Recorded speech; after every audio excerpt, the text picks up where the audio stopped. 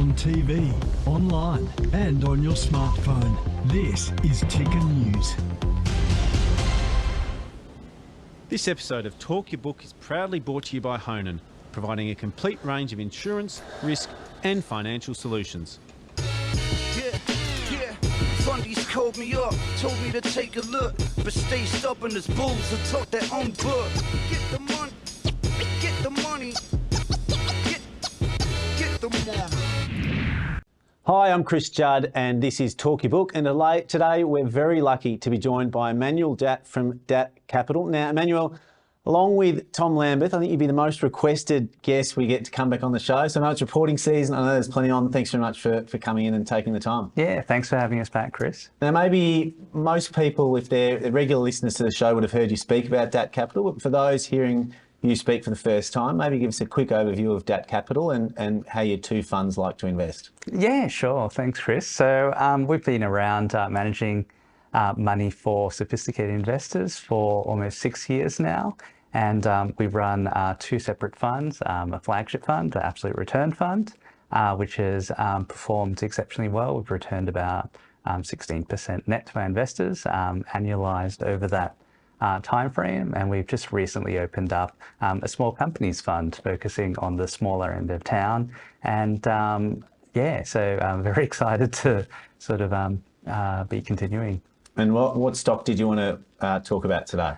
So today I wanted to talk to you about a company ASX listed called Yancoal, which some of you may be familiar with. It's remarkably cheap. Maybe give us the 10,000 foot view of what Yancoal do. Yeah, sure. So in a nutshell, Yancoal is the ASX biggest pure coal player. It produces about 40 million tonnes of saleable coal per year, spread across 7 separate mines. So quite diversified in terms of its production base.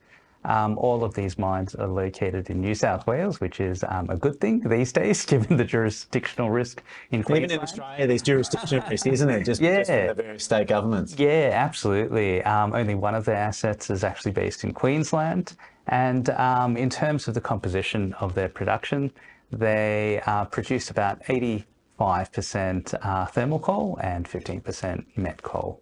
And they're dual listed. Talk us through that listing structure and if that plays any relevance on how you view the stock. Yeah, not really. I think that they're dual listed on the ASX locally and on the Hong Kong exchange. So I think what that does is really provide Asian investors the opportunity to have exposure to these assets.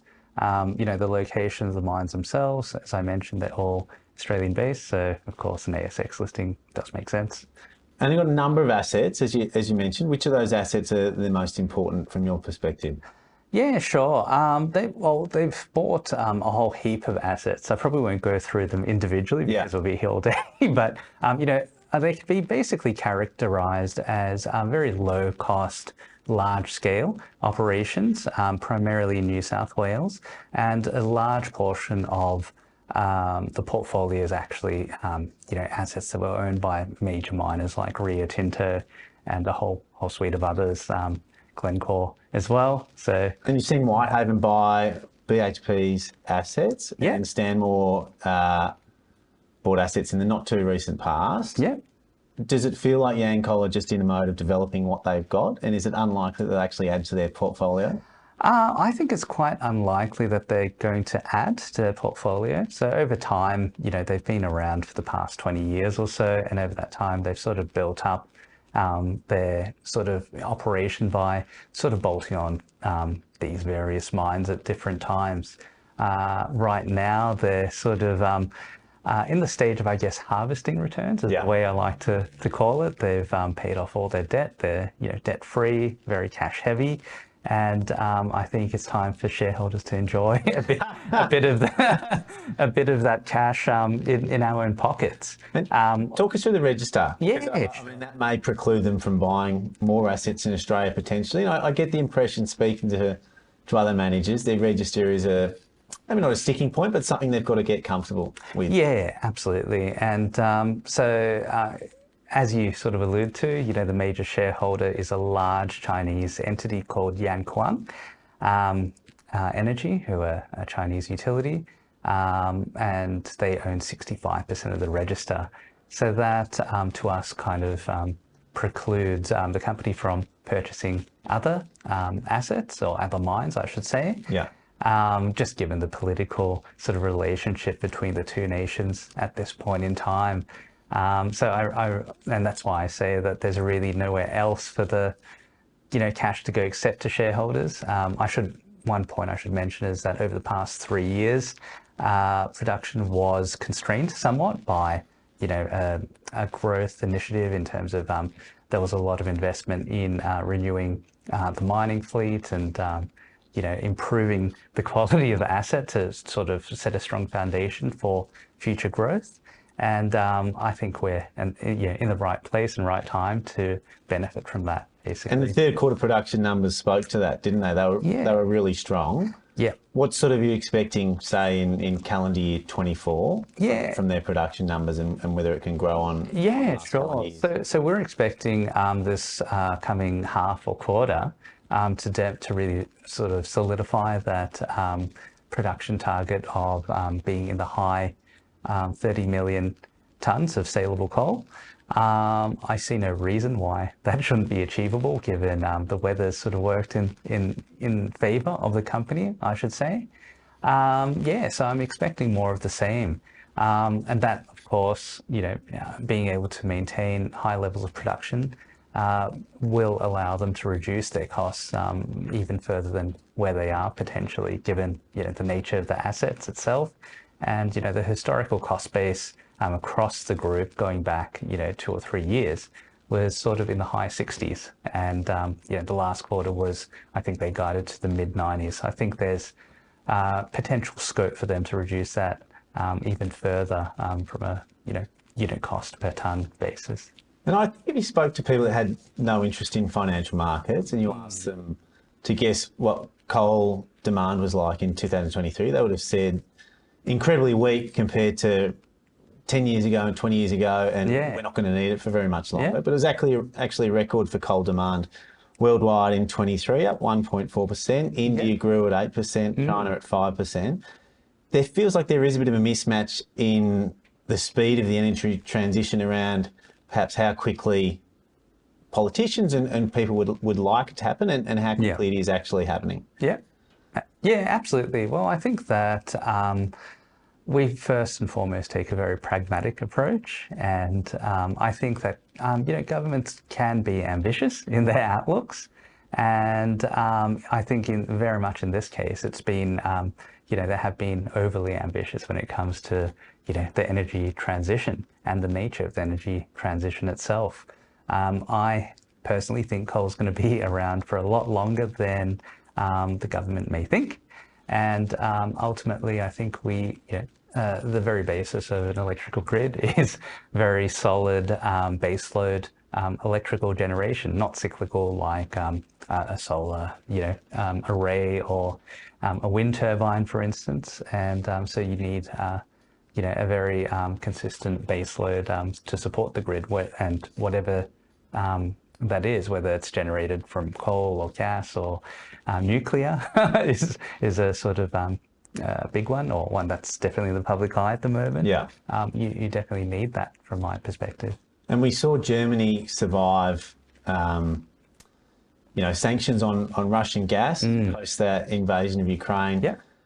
As well as turning off their nukes, which was a wild decision because they were too non-environmentally friendly. Yeah. And what they did was plough that into coal production, which managed to stave off an electricity crisis post that invasion and the sanctions on Russian gas. Do you think countries like Pakistan, other countries around the world saw that? I know Pakistan struggled to source gas post that invasion of Ukraine. Do you think countries like that are seeing how Germany survived an energy crisis, and rather than trying to commit to some of the ambitious targets from COP28 and the like, they're thinking perhaps coal is how we can maintain our electricity grid and increase the quality of life for our people? Yeah, absolutely. And I think you nailed it there, Chris, that, in these developing economies, there generally is a shortage of electricity.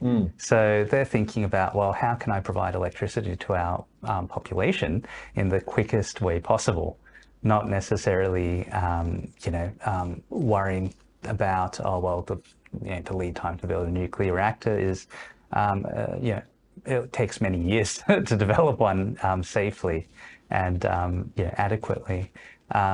Whereas I think all the onus is, well, in Asia itself is just, well, we need the supply today or in the very near term. What's the quickest way to get there? And it is a life and death situation for those countries, isn't it? If you can't have electricity, the hospitals can't be powered, X, Y, Z. Yeah, absolutely. And look at what we've, some of us experienced in Melbourne recently with all electrical outages. You try and extrapolate that to a very broad base of people overseas, and what would you rather have, electricity or not? And so in countries like Australia, it's very hard to get new approvals for coal mines. Traditionally, it's an industry where there isn't a huge economic moat. Do you think the new ESG philosophies that the West has embraced has created an economic moat around businesses like Yancoal, where in past generations there wasn't one? Yeah, absolutely. I think it was New Hope have recently, I think it was last year, they had their new Ackland brownfield extension development, I like to call it, permitted after 15 years in planning. Wow. And that was for a brownfield project, which is basically an extension of an existing mine. So it really does sort of give you an idea about what the regulatory moats are around the permitting of new production. And I think absolutely, ideology does influence this process, unfortunately. And so just to finish off, maybe just give us an overview of what their market cap is, what do you think calendar year 24 earnings can be, and what you're expecting from a dividend perspective. Yeah, sure. So their market cap is somewhere around $7.5 billion. In terms of enterprise value, they've got about $1.5 billion of cash on the balance sheet, and last quarter they generated about 500 mil. That's post-tax, post-capital expenditure.